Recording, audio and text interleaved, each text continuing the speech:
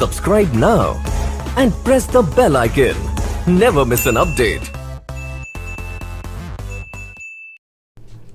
Hello दोस्तों, आप लोगों का स्वागत है हमारे यूट्यूब चैनल फोकस ऑनलाइन पे। अभी तक आप लोगों ने लॉज ऑफ मोशन पढ़ा, ठीक है। लॉज ऑफ मोशन के जो है नियम पढ़े। तो अब बात आती है कि लॉज ऑफ मोशन के कुछ न्यूमेरिकल्स भी यूज़ कर लिए जाएं, चूँकि पेपर आप लोगों का जो है अपडेट थोड़ा बढ़ गया, तो भाई 19 से लेकर 26 हो गया है। तो अब थोड़ा सा आप लोगों को टाइम मिला है, ठीक है। तो कई जगह न्यूज़ आ रहा है कि इस बार नहीं होगा, अभी नहीं होगा। तो ये फिक्स है कि आप लोगों का पेपर होगा, चाहे ऑनलाइन हो चाहे जैसे हो, ठीक है। तो जो ये पॉइंट है कि ये पेपर अभी टाइम डेट बढ़ेगा या घटेगा, भाई चलिए बढ़ जाता है ठीक है, नहीं बढ़ता है तो कोई बात नहीं है, आप इसी पे तैयारी कीजिए। आप लोगों को टाइम और मिल गया है, जहां अभी तक फॉर्म भरने का डेट बढ़ गया, ठीक है, 30 मई तक डेट आ गया है, ठीक है। अच्छा, इसी में कई लोग कमेंट कर रहे हैं सर आप जो मैथ पढ़ा रहे हैं बहुत ईजी है, ये है वो है। चलिए ठीक है, कोई बात नहीं है, ये उन बच्चों के लिए है जो कि मतलब थोड़ा प्रॉब्लम में है, ओके। तो आप लोग थोड़ा शेयर कीजिए। ये उन लोगों के लिए नहीं है जो खुद ही साइंटिस्ट है, रिसर्चर है, उनके लिए बिल्कुल नहीं है, ठीक है।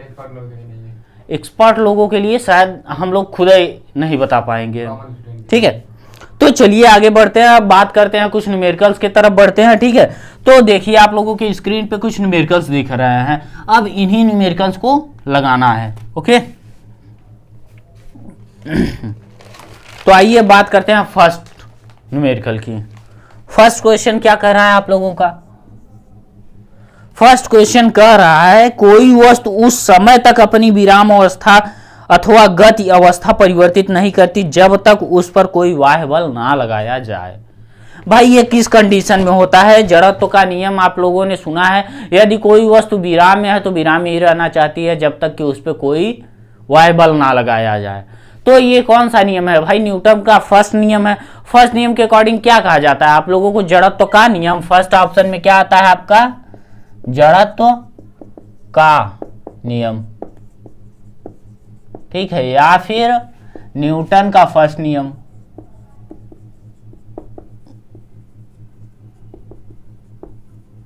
ठीक है, तो चलिए आइए अब आगे बात करते हैं कि सेकंड नंबर पे, ओके। सेकंड नंबर क्वेश्चन क्या कह रहा है आप लोगों का? सेकंड नंबर क्वेश्चन कह रहा है एक मोटरसाइकिल, ठीक है, का त्वरण 8 मीटर पर सेकेंड स्क्वायर है, यानी a is equal to 8 metre per second square, ठीक है। आप लोगों का ये दिया हुआ है, तो 8 मीटर पर सेकेंड। यदि एक खराब, और मान लीजिए कि एक खराब कोई और बाइक मिल जाती है, क्या करा, यदि एक ऐसी खराब मोटरसाइकिल इसके पीछे बांध दी जाए तो इसका त्वरण क्या होगा? भाई मैंने सीधा सीधा पढ़ा है कि अगर एक और खराब, यानी अगर m1 मानते हैं तो m2 is equal to m1, ठीक, यानी m2 m1 बराबर है दोनों। सेकेंड ऑप्शन क्या है कि फर्स्ट के लिए जो है, फर्स्ट मैंने मान लिया m2 is equal to m, और सेकेंड जब एक और बांध दिया गया, ठीक है, यानी m2 इज इक्वल टू भी m ही है, तो कैपिटल M आपका क्या आ जाएगा आपका भाई? m1 प्लस ऑफ m2, ठीक है। तो ये हमारे पास एक पॉइंट आ गई। तो हमारे पास क्या ज्ञात करना है कि जब ये होगा तो मतलब कि कैसे, मतलब इसके लिए क्या हम त्वरण निकालें, ठीक है, त्वरण कैसे निकालें भाई? बस ये हमको ज्ञात करना है। तो अगर हम इसी की बात करते हैं, यहां से उठाते हैं अगर, तो इसी से हम सीधा सीधा लिख सकते हैं, चूंकि m1 a1 is equal to m2 a2 कर सकते हैं। m2 यानी कैपिटल ऑफ m, भाई बंधने के बाद, यानी प्रारंभ में जो त्वरण था भाई किसी वस्तु का, वही बाद में हुआ संवेग संरक्षण के सिद्धांत के अनुसार m1 v1 is equal to m2 v2, time period is equal, time दोनों का समान है, ठीक है। टाइम समान क्या है, मतलब उतने ही समान में भाई अपना ले जा रहा है, ठीक है। तो आइए बस बात करेंगे इस पे, क्या है आपका ये m1 a1 is equal to m2 A2, ठीक है। आरोपित बल नहीं बदलती है भाई, अगर कोई बल इसी पे लग रही है, ठीक है, F, तो यम खींच रहा है। अगर एक द्रव्यमान और आ गया यम, ठीक है, तो कैसे होगा? तो सीधा सीधा मेरे पास फंडा है भाई, m इंटू ए की वैल्यू क्या है 8 is equal to 2m into A2, ठीक है। A2 इज इक्वल टू क्या होगा, m से m कट जाएगा, 2 8 जा 2 4 जा 8 हो जाएगा, 4 आपका क्या आया त्वरण 4 मीटर पर सेकेंड स्क्वायर, ठीक है। तो हमारा कहने का मतलब था ये फाइनल हो गया आपका सेकेंड ऑप्शन, ओके। तो सेकेंड क्वेश्चन की बात करते हैं आप लोगों का थर्ड क्वेश्चन की तरफ, ठीक है। तो आइए थर्ड क्वेश्चन क्या कह रहा है आपका। थर्ड क्वेश्चन एकदम सिंपल है, सीधा सीधा इसी टाइप का क्वेश्चन ज्यादा से ज्यादा आप लोगों का पूछेगा, ठीक है। थर्ड नंबर क्वेश्चन बोल रहा है किसी पिंड पर 100 न्यूटन का बल लगाकर, ठीक है, क्या पिंड पर 100 न्यूटन का बल 0.4 सेकेंड तक लगाया जाता है। क्या कर रहा है, 0.4 सेकेंड तक लगा रहा है, ठीक है। यानी टी दिया है तो वस्तु पर लगने वाले आवेग की गणना कीजिए। आवेग क्या होगा भाई, सीधा सीधा I is equal to F into T हमने पढ़ा है, ठीक है। क्या पढ़ा है, I is equal to F into T. तो एफ बराबर मेरा सीधा सीधा 100 न्यूटन दिया हुआ है, 100 into multiply of 0.4 is equal to 40 newton into second. I आवेग आपका आ गया आंसर, ठीक है। तीसरा क्वेश्चन हो गया। अब बात करेंगे क्या चौथे क्वेश्चन की, ठीक है। चौथा क्वेश्चन आपका क्या कह रहा है भाई, 0.02 किलोग्राम द्रव्यमान का एक गोली 50 मीटर पर सेकेंड के वेग से किसी निशाने पर जा रहा है, ठीक है, लगाया जा रहा है। क्या लगाया जा रहा है, यदि निशाना इतने डाइन का प्रतिरोध लगाता है तो गोली का निशाने में धंसने के लिए कितना धंसेगा भाई, कैसे लगाया जाएगा, तो यही ये पूछ रहा है, ठीक है। तो आइए, गतिज ऊर्जा बराबर प्रतिरोध बल के विरुद्ध किया गया कार्य, हमारे पास एक ये ऑप्शन है, ठीक। तो आइए देखते हैं भाई कैसे लगेगा चौथा नंबर क्वेश्चन। गतिज ऊर्जा,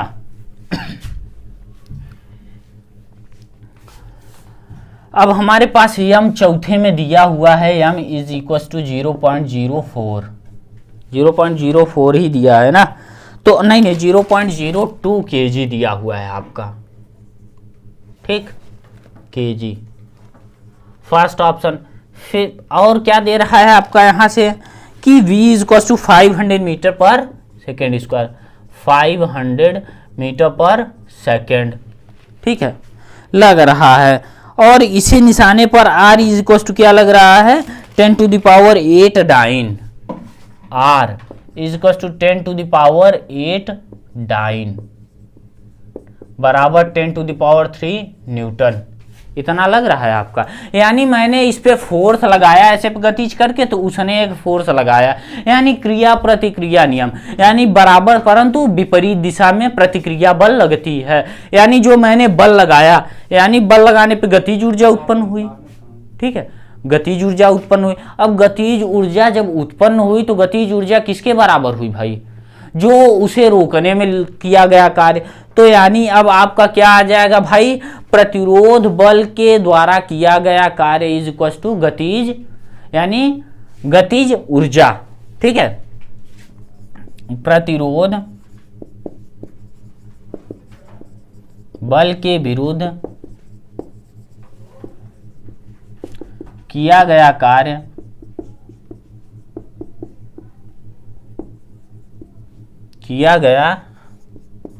कार्य इज इक्वल टू क्या होगा, गतिज ऊर्जा, ठीक है। तो गतिज ऊर्जा ये क्या होगा भाई, किया गया कार्य r इंटू यस होगा। यस क्या है, डिस्टेंस है भाई, जितने दूरी में मतलब रोक लिया।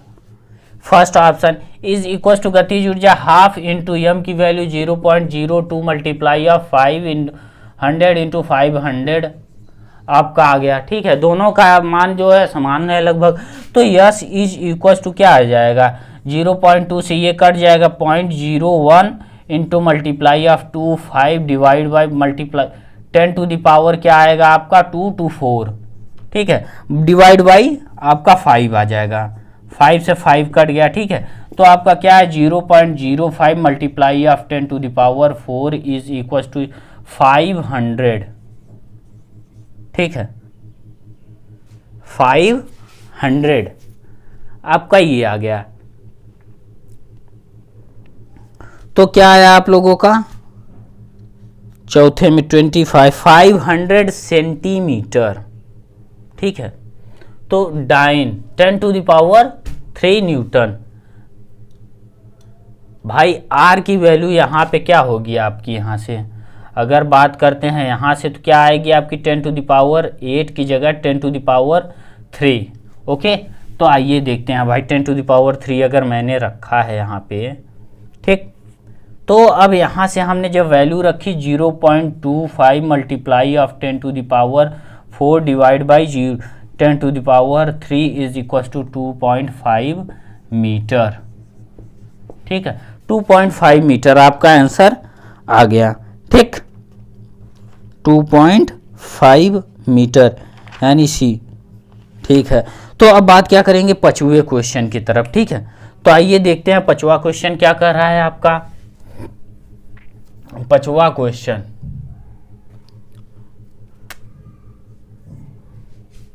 भाई पांचवा क्वेश्चन सीधा सीधा कर रहा है एक पिंड एक संवेग। ठीक है, क्या कर रहा है, एक पिंड का संवेग 1 मिनट में 200 किलोग्राम मीटर पर सेकेंड से बढ़कर 800 किलोग्राम मीटर पर सेकेंड हो जाता है। पिंड पर आरोपित बल ज्ञात कीजिए। ठीक है, तो मैंने पढ़ा है अभी अभी संवेग परिवर्तन की दर बल के बराबर होती है।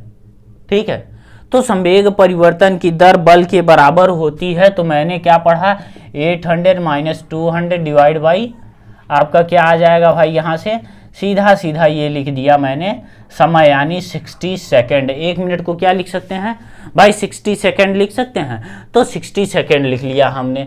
अब 600 divide by 60 second is equal to 10, क्या है आपका 10 न्यूटन। ठीक है, तो ये आपका पांचवे का आंसर हो गया 10 न्यूटन। अब बात करते हैं छठवें क्वेश्चन की। छठवां क्वेश्चन क्या कह रहा है, 400 किलोग्राम की लिफ्ट इस्पात की रस्सी पर आधार से जो कि 800 किलोग्राम का भार सुरक्षित रखते हुए वहन कर सकती है। ठीक है, न्यूटन द्वारा न्यूनतम दूरी जिसमें लिफ्ट को रोका जा सके यदि 1 मीटर पर सेकेंड स्क्वायर से नीचे की ओर हो। ठीक है, न्यूनतम दूरी हमको ज्ञात करनी है। अगर मान लीजिए कि ये हमारे पास कोई यहाँ पे घिरनी है, ठीक समझ लीजिए, और ये हमारा कोई जो है 400 न्यूटन का वेट है, 400 न्यूटन का वेट, यानी टेंसर ये है आपका टी है। ओके, और इसी पे अगर कोई अर्थ के सरफेस पे रखा हुआ है m इंटू जी, इसका क्या है 800 न्यूटन। ठीक है, टी, तो हमारे पास क्या होगा m इंटू जी, इसका जो वैल्यू आएगा भाई 800 kg है, किलोग्राम है, kg इंटू kg का ये बॉक्स है। ठीक है, kg, तो W बराबर क्या होगा आपका 400, ए जो आपको खींच रहा है फर्स्ट ऑप्शन। ठीक है, a प्लस ऑफ जी, और इसके लिए क्या होगा W इज इक्वल टू आपका क्या होगा यहाँ से 800 इंटू जी, ये हो गया आपका, यहाँ से वैल्यू आपका निकल आएगा। ठीक है, तो आइए हम इसी को कंपेयर करते हैं, निकालते हैं टी की वैल्यू से। ठीक है, दोनों साइड टी टेंसर इक्वल है, तो इस इक्वेशन से अगर हम देखते हैं यहाँ पे कौन सा क्वेश्चन है, छठवां number question, T is equal to 8 कोष्ठक में ए 400 कोष्ठक में ए प्लस ऑफ जी, और t is equal to 800 into multiply of g, so that क्या होगा आप लोगों का 800 g is equal to 400 g plus of 400 a। ठीक है, तो 400 a is equal to 400 g आपका आ गया, a is equal to g, सीधा सीधा आपका ये ऑप्शन आ गया। ठीक है, a इज इक्वल टू हमारे पास g की वैल्यू आ गई। ठीक, तो अब हमारे पास जब a इज इक्वल टू जी आ गई, तो अब हम यहाँ से निकाल सकते हैं वी स्क्वायर बराबर you square plus 2a yes से। ओके, मैंने क्या पढ़ा है भाई वी स्क्वायर बराबर you square plus of 2a yes. ठीक है। v लास्ट पॉइंट यानी रुक जा रहा है। a इज इक्वल टू हमारे पास दिया हुआ है, a की वैल्यू क्या दिया हुआ है, यदि 1 मीटर पर सेकेंड से नीचे उतर रही हो, मतलब 1 मीटर पर सेकेंड से वो स्टार्ट की है, ठीक है, यानी नीचे उतर रही है, तो यानी क्या है आपका g जो है निगेटिव हो रहा है भाई, नीचे की तरफ उतर रही है, ठीक है। तो आइए अब देखते हैं, इसी प्रोसेस को आगे बढ़ाते हैं। a इज इक्वल टू हमारे पास क्या आ गया, g आ गया, ठीक है। तो छठवें क्वेश्चन में a is equal to g, तो हमने v स्क्वायर बराबर 0 रख दिया, 0 का स्क्वायर बराबर 1 का स्क्वायर, नीचे की ओर उतर रहा है 2 इंटू ए की वैल्यू g इंटू यस की वैल्यू क्या है हमको ज्ञात करनी है। तो अब हमारे पास क्या ऑप्शन आ गया, yes is equal to 1 divide by 2 into g, तो आ गया भाई 1 divide by 2 into 10 is equal to 1 by 20 metre, ठीक है, आंसर, या फिर 0.05 मीटर, ओके। तो ये हमारा आंसर आ गया। अब बात क्या करेंगे सातवें क्वेश्चन की। सातवां क्वेश्चन क्या कह रहा है भाई आप लोगों का, ठीक है। तो आइए देखते हैं, सातवां क्वेश्चन सीधा सीधा कर रहा है 5 ग्राम द्रव्यमान के पिंड का विरामावस्था में, विरामावस्था यानी u इज इक्वल टू 0 दे रहा है, इसमें पहले ही बोल दिया है, यानी 7वां number question u is equal to 0, m is equal to 0.5 gram, ठीक है, यानी 5 डिवाइड बाई 1000 kg, ठीक है, का बोल रहा है कि 5 ग्राम द्रव्यमान के पिंड विरामावस्था में एक बल 20 सेकेंड के लिए लगता है, यानी t इज इक्वल टू क्या है 20 ऑफ सेकेंड, ठीक है, एक बल 20 सेकेंड के लिए लगता है, उसके बाद कोई बल नहीं लगता है, 5 सेकेंड पश्चात 50 सेंटीमीटर चलकर रुक जाती है, ठीक है। बल का मान ज्ञात कीजिए न्यूटन में, ठीक है, यानी आपका यस जो दिया हुआ है 50 सेंटीमीटर, 50 मीटर दिया हुआ है, 50 सेंटीमीटर भाई, 50 सेंटीमीटर दिया हुआ है, और यस टी ऑफ यस के लिए क्या दिया हुआ है 5 सेकेंड, ठीक है। ये हमारे पास इतना ऑप्शन है, इतना हमारे पास कैलकुलेट है, ठीक है। तो आइए बस अब इसी पॉइंट को देखते हैं हम। तो हमारे पास सीधा सीधा हम v से a की वैल्यू निकाल लेते हैं भाई, v बराबर यू स्क्वायर, v बराबर u प्लस AT से, ठीक। आइए अब हम इसी देख लेते हैं भाई कैसे लगाया जाए इसे। तो हमने सीधा सीधा पढ़ा है v बराबर u प्लस AT, ठीक है, विरामावस्था से चल रहा है यानी 0, v is equal to 0 plus of a की वैल्यू हमारे पास क्या है, अभी कुछ नहीं है, a है, इंटू t की वैल्यू हमारे पास क्या है 20 सेकेंड, 20 ऑफ सेकेंड, यानी v इज इक्वल टू हमारे पास क्या गया 20a, ठीक, 20a 20 सेकेंड के बाद, 20 सेकेंड के बाद, हाँ तो देखिए सर, अगर 20 सेकेंड की बात की जाए, अगर मेरे पास इतना है टाइम, तो हमने सीधा सीधा क्या पढ़ा है, यस हमारा ये है, ठीक है, तो इतना हमारे पास हो गया। चलिए ठीक है, इसे आप लोग लगा लीजिएगा, नहीं तो नहीं लगाते हैं, तो हम आप लोगों से अगले वीडियो में मिलते हैं। ओके, तब तक के लिए बाय।